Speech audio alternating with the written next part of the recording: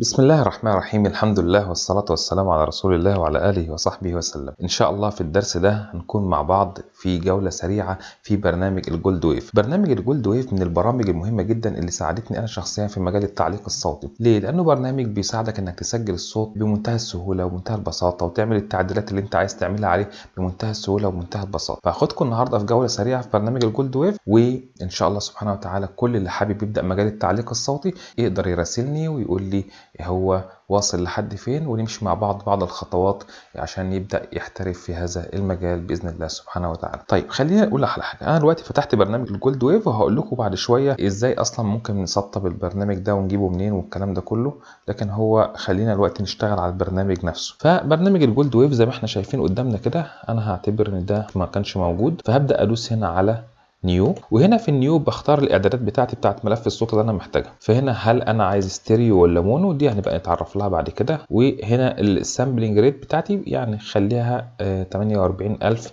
مؤقته لحد ما نعرف الامور التكنيكال دي معناها ايه. طيب انا دلوقتي لو هسجل مبدئيا حاجه صوتي بس من غير موسيقى، من غير اي خلفيات، من غير اي حاجه، فممكن اشتغل على المونو على طول، ودي معناها ملف صوتي احادي القناه الصوتيه. ولو انا هشتغل على تسجيل مدمج معاه موسيقى او خلافه، او في معايا اكتر من حد، فهشتغل على ستيريو، وده معناه تسجيل او ملف صوتي متعدد القنوات الصوتيه. خلينا دلوقتي مثلا نقول ستيريو والسامبلنج ريت 48، وهنا بحدد المده بتاعه التسجيل بتاعي من اول ثانيه لحد 24 ساعه. فانا مثلا خلينا نقول هاخد مثلا 10 دقائق، تمام، واقول له اوكي.